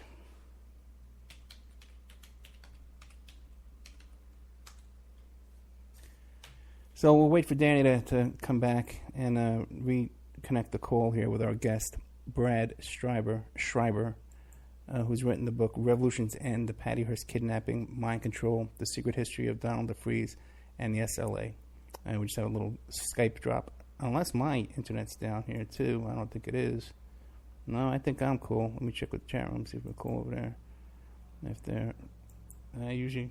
Okay, they can hear me. But the guest is gone, guys. Our guest... Maybe the Donald DeFreeze came back from the dead and kidnapped him or what. Our guest has been kidnapped. Much like Patty Hearst. So we got to wait for Danny to call. Maybe, you know what? Oh, here we go. American Freedom Radio is back online. They're probably picking up this call now. And we can get this. Yeah, AFR went offline there. So we'll have our guest back in a couple of seconds. Oh, by the way, little announcement on Sunday night. No. Monday night at midnight, I'm going to be on the Richard Hoagland show. I think it's called, I forget what the show's called. But I'm going to be a guest on there. We're going to be talking about cyber stalking and stuff like that. Okay, we got Danny back here. Now we're waiting for our wonderful guest, Brad Schreiber. Yeah, I'll get him back. Thank you, Danny. I think our guest got kidnapped. I thought maybe Danny got kidnapped. Danny, have you been kidnapped? Danny's has a cell next to Patty Hearst. Somebody got kidnapped. But anyway, Monday night I'll be on Richard Hoagland's show, and we're going to be talking about what do you call it? Cyber stalking and telephone harassment and stalkers and stuff like that. Because I guess Mr. Hoagland's being stalked. So, Revolution's End, and also you can go to bradschreiber.com, BradSchreiber.com. Hey, and Brad's back. Hey, Brad, you're back. I thought you got kidnapped, Brad. You're making me paranoid now. I was feeling very confident, and then all of a sudden the line goes dead. Yeah, we're worried about you, my friend. Real quick, though, a couple of questions. Kind of left field stuff. Have you ever heard of something called the Wellspring Commune that is connecting in with these SLA guys? The Wellspring Commune? No. No, I haven't heard about it, but I won't talk about it too much, but there's an interesting little strand in Revolution's End about a place in Colorado called Nederland, which some of those people hung out in, and that's an interesting side story, but I don't know about Wellspring. Okay. And what do you make of, we were talking about, was DeFreeze on any drugs? Did he have prescriptions when he was out? We left off. No, we know for sure. I mean, it was I believe the LA Free Press that had the story that an attorney named William Nessel, who worked with Lake Headley, said that they found that at Vacaville, DeFreeze had been injected with Prolixin. Clifford Jefferson also said that he and DeFreeze were subjected to a variety of drugs at Vacaville. And then there's another prisoner who says that DeFreeze was using a drug called Eferol, E-F-E-R-O-L. I don't think any of those drugs were available to DeFreeze when he was out. And as I said, the SLA said, let's be disciplined and only smoke marijuana and not drink too much. And no psychedelics. Yeah, that's interesting, because once you get on those kind of, antidepressant kind of, those kind of, drugs, those, mind-altering drugs, you got to be weaned off those. You can't just stop on that cold turkey. You know what I'm saying? That's true, but remember that the average time that a prisoner was in Vacaville would be between 3 and 6 months, and DeFreeze was there for 3 years, and he was not a problem prisoner. That's the thing that people have to remember. A lot of the prisoners sent to Vacaville were real problems, behavioral problems, and they used drugs and other coercive methods to control them. DeFreeze was a totally cooperative guy, and they kept him there for 3 years, in essence, molding him. And I think that his drug of choice, really, ironically, was plum wine. He loved this brand called Akadama, imported, I think, from Japan. Akadama plum wine. And some people identified him as an alcoholic. But, yeah, think about the position he was in, where he basically signed his own death warrant after cooperating with the prisons and with a CIA officer, and was hiding that fact from the people that he had sort of betrayed. I mean, that's what really fascinated me to write this book. It wasn't Patty Hearst. It was Donald DeFreeze and the unusual position that he'd been put into. I mean, certainly he put himself into it in a way, but the feeling that I'm trying to give in Revolution's End, Ed, is that he never had a chance. Between the physically abusive father, the inability to make a living, he married a woman older than him who already had 3 kids, and then he had 3 more kids very quickly. This is a guy who never had a chance, and then, he made that fateful decision to cooperate with the LAPD as an informant, and his destiny, in a way, was set. Yeah, you've made that very clear. You made that very poignant portrayal of DeFreeze. It's heartbreaking. There's a lot of, there are a lot of things that moved me actually about this story. Nancy Ling Perry, the SLA member who befriended a black Muslim in San Francisco named Jamalaya Montaz. And now remember, San Francisco may be the most liberal city in the United States in the 70s. And there were these black Muslims in the Fillmore district in San Francisco who knew where the SLA was hiding out on Golden Gate Avenue, and they never gave them up. And there was this incredibly moving description by Jamalaya Montaz where she went over to the apartment, and there were all these white people, and she thought, what are these white people doing caring about what's going on with black people in America? And the thing that moved me the most, Ed, was that she became friends with the white members of the SLA and would talk with them about politics and how to make America better, and that Montaz literally said, I had never hugged a white person in my life until I went to Golden Gate Avenue and met the white members of the SLA. And I just found that astonishing from where we are today. It isn't that racism doesn't exist in America, but in the most liberal city in the mid-70s, that a black Muslim woman could say, I had never even hugged a white person.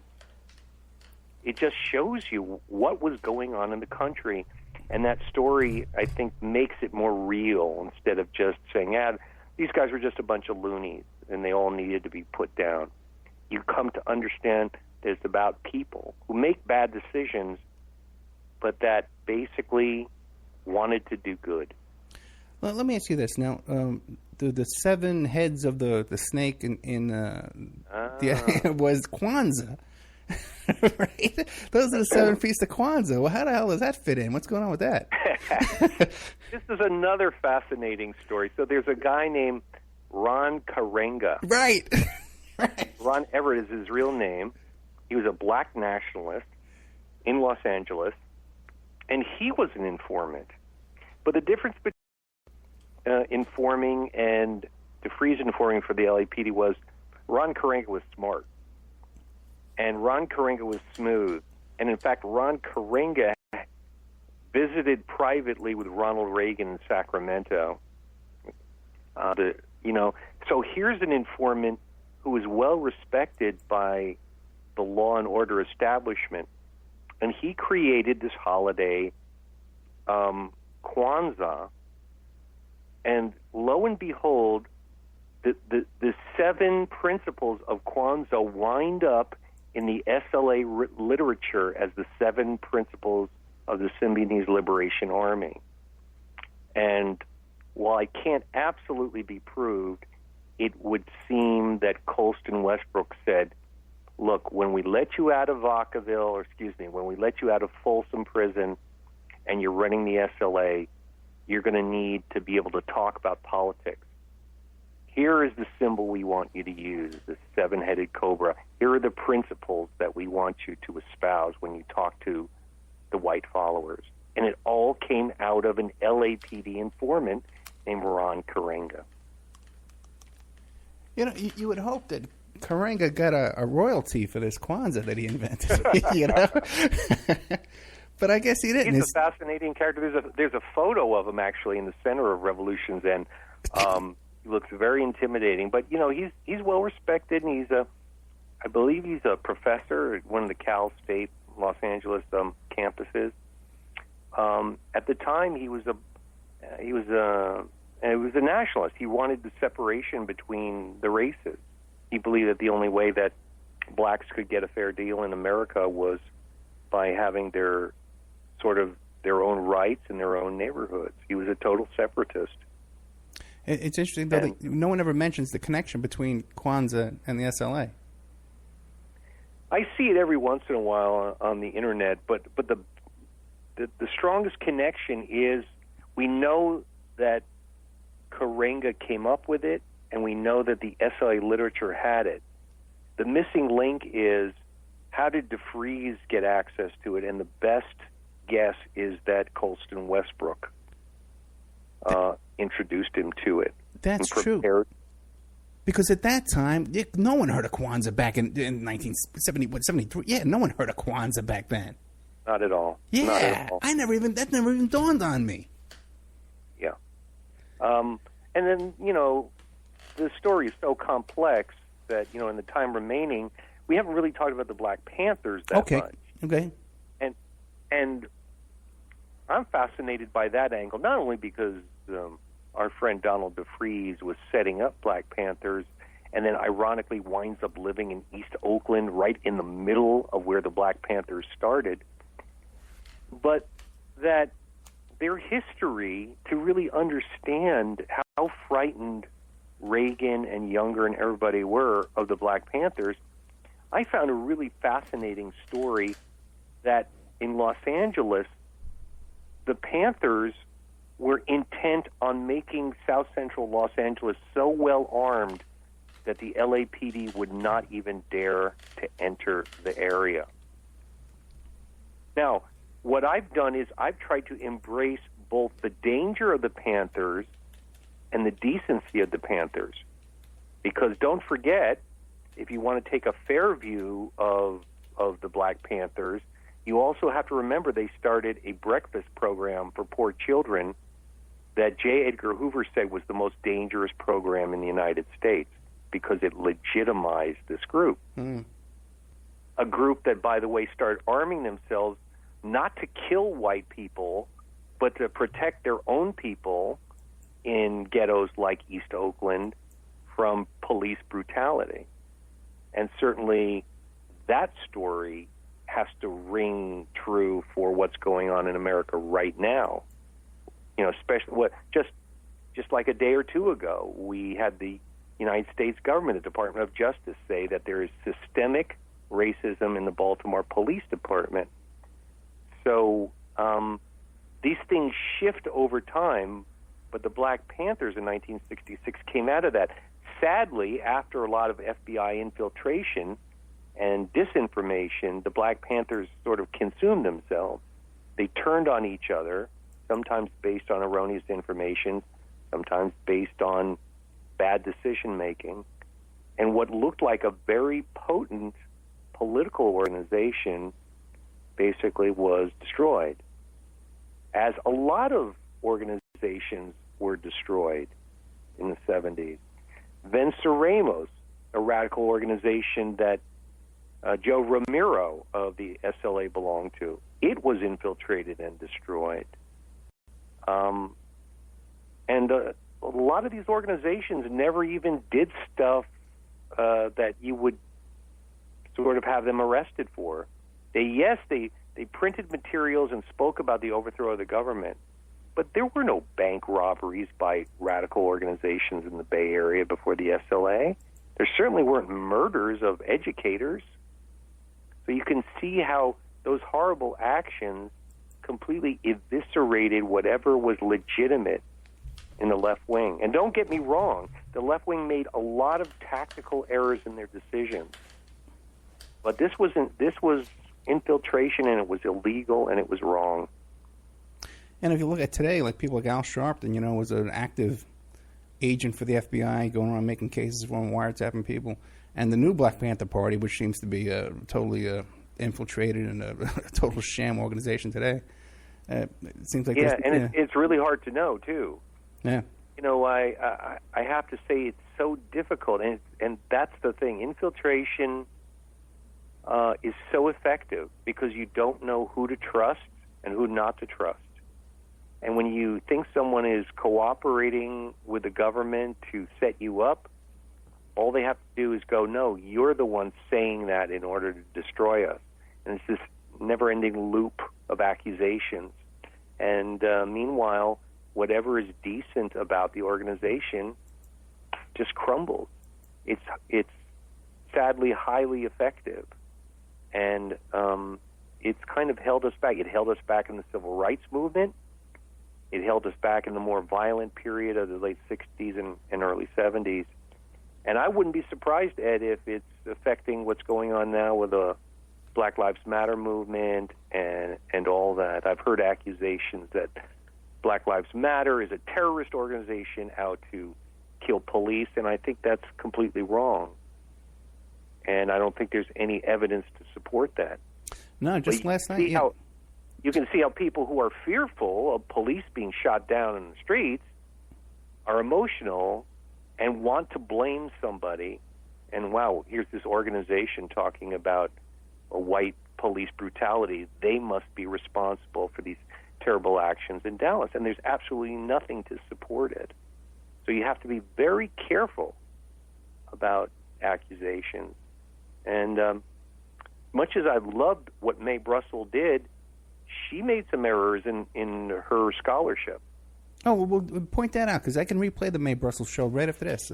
What do you got? And again, to the people, and I meet so many people who say, hey, good for you, you wrote this book, and you must love Mae Brussell. I go, Mae Brussell's where it all started, but she said that the entire Symbionese Liberation Army was mind-controlled, and that's ridiculous.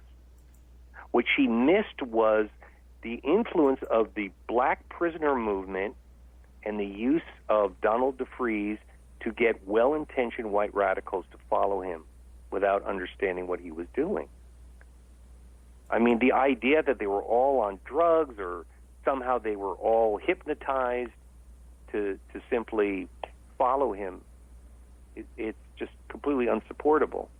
And what it did was it sort of undercut what we did know about the SLA back in the day. Yeah. And it wasn't plausible at all. And she should never have taken that sort of step in logic and said, yeah, they were all mind control. Look, even Donald DeFreeze, after what was done to him at Vacaville, he was not a zombie.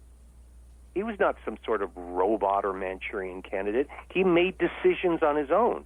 Some of them were terrible decisions, but inevitably something prompted him to identify Colston Westbrook as the CIA guy he was. Something that infuriated him and made him feel betrayed. That is not the action of a guy who's completely controlled. And I think, a Hollywood movie about a guy who's completely controlled is interesting, but in the real world, double agents and people who are spies, they're very complex people, and they're facing difficult decisions, and they have changes of mind. And that's why I wanted to write Revolution's End and explore who Donald DeFreeze really was and some of the issues that faced him before he was destroyed. One of the questions we got from Cara Della Chopa was about the Harrises and the Atwoods. She says that other researchers think that they had intelligence connections too. What do you make of that? Cara, I think, it brings up a valid point in that Mae Brussell said, I don't think she said that it was Atwood, but she said that Bill and Emily Harris had a connection to the Indiana State Police, that they were, in essence, narcotic officers. I have never seen anything else on this from anybody. The first time I saw it, I thought, oh, that's kind of interesting. But I think that what May was trying to do is say they were all agents of the right, and that is not correct. And I've seen no validation that the Harrises were narcs. In fact, if you research, it's fascinating. I have a section of Revolution's End where I have a chapter where you get into the background of the original SLA members. 2 of the SLA members were in Vietnam. They volunteered. Oh, really? Hello? Volunteered. They did not get drafted. Joe Ramiro was in the Army, and he saw a lot of atrocities around where My Lai existed. For your listeners who don't know about the Vietnam War, it was terrible, where innocent civilians were murdered by the American military. Joe Ramiro was in that area. Brad, we've reached the end of the show. Brad Schreiber, thank you so much, my friend. All right, I enjoyed it so much, and thank you for your time, Ed. Keep in touch. If you ever got something you want to promote, get a hold of me right away, okay? It's a real pleasure. Thank you. Thank you, sir. Okay, there you had Brad Schreiber, Revolution's End, the Patty Hearst Kidnapping, Mind Control, and the Secret History of... Oh, what's this guy? It's a long title. Donald DeFreeze and the SLA. Very good stuff, guys. I'm sorry about that little mix-up we had there with Skype going down. One question I wanted to get to him at the end there, but it's really hard to interrupt him because he's a really good storyteller, so I like to let him go, was Patty Hearst marrying her bodyguard. I believe he was a Secret Service agent or retired Secret Service agent. I always found that interesting. Yeah, I think we still got that static, too, which I think is... I kind of hear it when I take my headphones off, too. I think it might be like a cricket outside the house, but my mic's picking it up. Don't forget, after this show right now, okay, it's not going to be on Spreaker, but it will be on every other station that carries us. And it won't be on American Freedom Radio either. But on every other station that carries us, we're going to have William Ramsey, and it's going to be about Children of the Beast. Thank you very much. I think it was a great show, too. I think this guy was really good information, and I'd like to get him back and talk about some of the other stuff he works on. Maybe a couple of member section shows with this guy. Great stuff, man. I really like this. And it all makes sense, is the thing, you know? And the just blew my mind just now about how would DeFreeze know about the Kwanzaa stuff? How would he know? It's impossible. You know? No one heard of that Kwanzaa stuff back then. So that's interesting, man. That blows my mind. I never considered that before. Okay.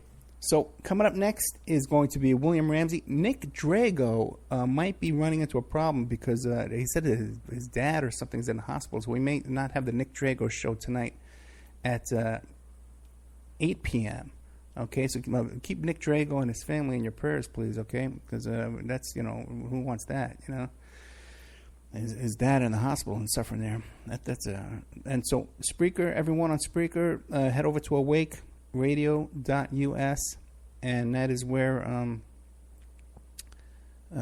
we will be playing the William Ramsey show about Children of the Beast. Also, too, a lot of people are asking me about the book, the Phoenix Program book about with Doug Valentine. That show is available on YouTube. It's available on...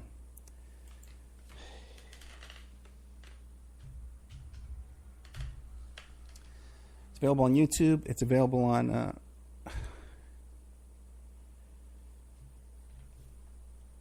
and I'm going to be posting the link what do you call it, on Facebook and in the chat, a link to that book, because a whole bunch of people are asking about the book. There is a chat over at Awake, so you can go over to Awake right now, everybody. Okay, well, I am closing down Spreaker. Everyone go over to Awake for the William Ramsey show. William Ramsey Investigates is the title of the show. And what do you call it? We're going to be playing his show there now, and we're going to be closing down Spreaker. So if you're on Spreaker now, it's not going to be anymore. Okay? Good night, and I'll see you next week. Don't forget, everyone, please go to Facebook and like Subash Technosis. SubhashTechnosis.com is our new sponsor. Very important that we build these guys up because they're helping us. They're going to be helping us to build up the YouTube channel and the website and all this kind of stuff like that. So a lot of stuff going on here, guys. We need your help. Go to their Facebook page, Subhash, S-U-B-A-S-H, Technosis, Technosis. That's on Facebook, and also SubhashTechnosis.com. Websites, search engine optimization, press releases, content writing, call center, you name it, okay? Data entry. These are the guys for you. I'll see you guys in a while.